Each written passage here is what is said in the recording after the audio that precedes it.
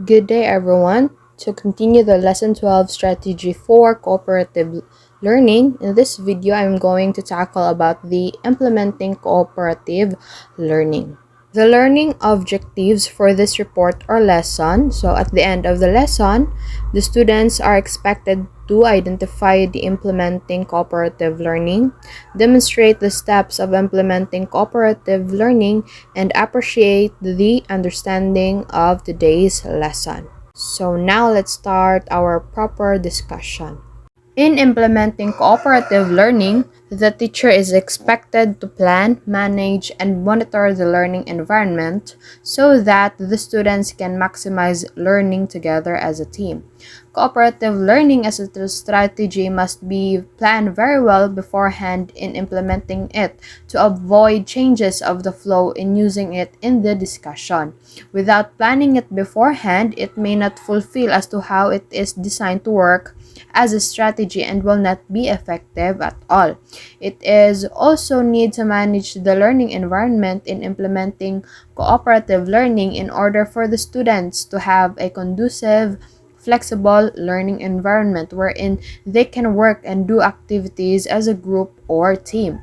Last, learning environment in implementing cooperative learning must be monitored so that a successful cooperative learning will take place.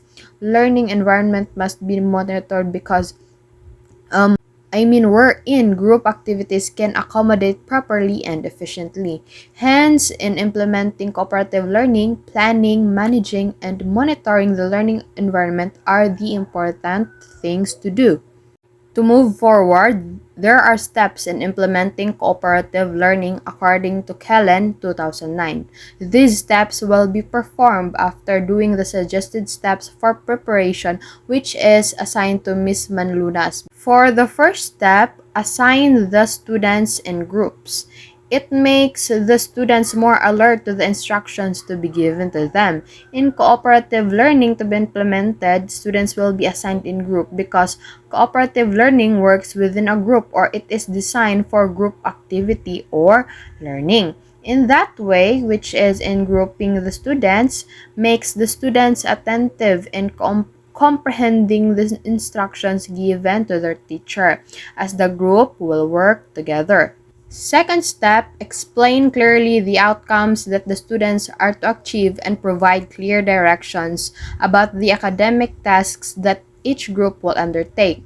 In this step, the teacher must give clear explanation of the outcomes to the students wherein they will understand what to be achieved, what are the directions to be followed in doing such academic tasks. In doing this, a successful group activity will undertake. Third step, explain how the learning of individual students will be assessed.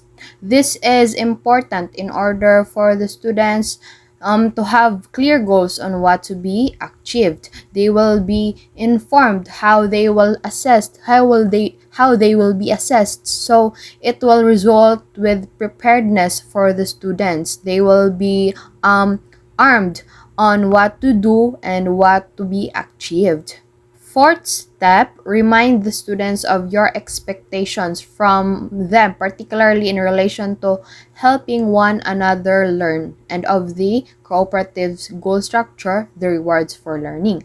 Through reminding them these things, the members of each group will not just rely to their leaders or to those members who are more knowledgeable enough. All members will be motivated to their individual roles in a group, like helping one another or sharing their ideas in their groups. Cooperative learning should be undertaken as a group, not as an individual work.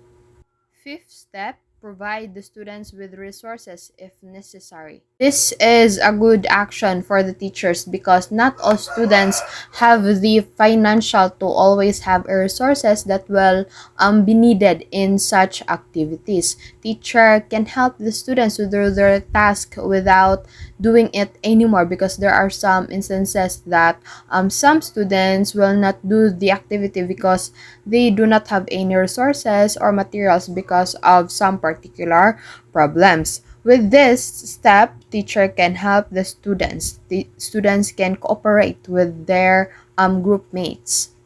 Sixth step, remind the students how long they have for the cooperative learning and get them started. Students in undertaking cooperative learning must know their time limit because doing this cooperative learning will take so much time. It consumes most of the time in the class, and so um it will avoid reaching to its time limit in class hours. That's why the teacher must inform and remind the students how long they have for the cooperative learning. There should be a limitation or time restriction to have good time management in class as per using this strategy. Seventh step, move around with each group to provide assistance and monitor these activities and learning of the students to make notes of matter that will need to be dealt with once the group activities have finished.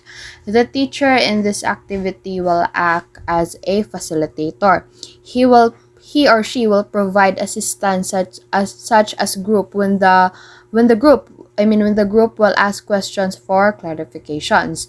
Teacher also will monitor or observe the activities and learning of the students in order to avoid errors and losing way of what needs to be done and achieved. However, in this step, giving feedbacks which is from what have the teacher observes to the students will be dealt after the performing of group activities. This will be a need in order for the students to know what are the things to be improved and needs to be learned. So in cooperative learning, in presenting the cooperative learning, feedback of the teacher is important. Eighth step, bring the lesson to a logical conclusion. In implementing cooperative learning as a strategy in your lesson, it should end with a logical conclusion wherein it covers the evaluation of information and careful judgment as to how the said strategy works in the lesson or in the class. And also, to bring the lesson to a logical conclusion, the said strategy must be effective and works as to how it is implemented and designed. Last step, the ninth step, evaluate the student achievement and help them assess how well they collaborated with one another. You as a teacher should evaluate the student's achievement in order for you to find out if the cooperative learning being implemented is effective or not. Through evaluating them, you can see how effective the said strategy is. Teachers should also help the students assess how they collaborated with their group mates in order for them to know if they collaborated and helped their group mates very well and effectively. With this, they can assess themselves if they need to improve themselves to work in a group. In result, students will have self-improvement. Not just the teachers are being no or not just teachers learn that the cooperative learning being implemented is effective, but as well as students, they will know if they like this strategy or they good in cooperating with other classmates or with their other group members. So that's all for the steps of implementing cooperative learning. Now let's move forward to the activities or applications in this lesson. For the first application, the first question is, what are the advantages of using collaborative learning as a strategy in class? So the answer is that the advantages of using collaborative learning as a strategy in class is, first, it helps the students to achieve a wide range of academic and social outcomes. Second, it enhances students' achievement, improves self-esteem, positive interpersonal relationships with other students, improve time management skills, and positive attitudes towards school. Third, it results in more learning because as the students work together collaboratively, they are more likely to learn effectively. Fourth, it helps the students to acknowledge and respect the strengths and weaknesses of everybody, because as they work collaboratively, they will learn each other's lives as they will open up and communicate. Lastly, collaborative learning allows a class that is full of interactive and communicative learning, wherein students can share their individual ideas, opinions, knowledge to their group mates. Second question, what are the limitations of collaborative learning strategy in class? Collaborative learning strategy is really effective in using in the class. However, it has also limitations in using it.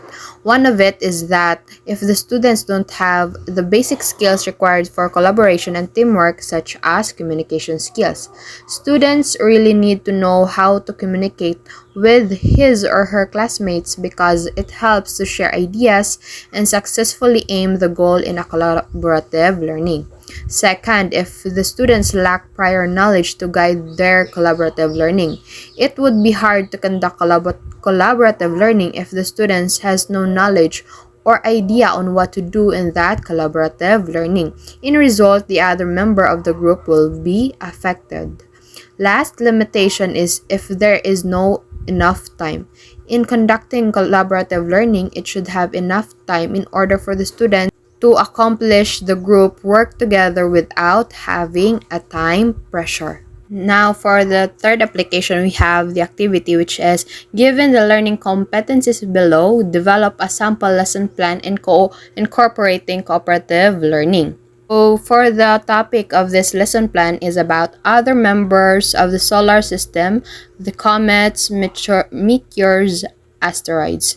This is for the grade level, grade 7. The learning competencies, the learners should be able to first compare and contrast comets, meteors, and asteroids. Second, predict the appearance of comets based on recorded data of previous appearances. And third, explain the regular occurrence of meteor showers. For this lesson plan, we're going to use the strategy, which is the 5E. So the first E, which is engage, in this lesson, present the pictures of comets, meteors, and asteroids. Let them name every picture shown based on their prior knowledge. Second is explore. Show a video clip about comets, meteors, and asteroids. Instruct the students to take note important details and share it to the class. In that way, there will be exploratory learning happened. Then we have explain. The teacher will discuss the comets, meteors, and asteroids as well as its comparison and contrast. Show video clips to support the discussion. In this teacher will furtherly explain and discuss the topic. So for the 4E, we have elaborate. So in elaborate, divide the class in groups of 3. Instruct to collaboratively work on a report that covers on comparing and contrasting the comets, meteors, and asteroids. They should also be able to elaborate the regular occurrence of meteor showers. So in this elaborate, cooperative learning will be applied because the activity will be done in a group activity. For the last E is evaluate. Give each group maximum 10 minutes to present the report together with their visual aids. Use a rubric to assess their performance. Give comments, questions, and feedbacks regarding their report. So that's how we evaluate the performance, the group activity of the students. And so that's all for my report. That would be all. Thank you for listening. Goodbye.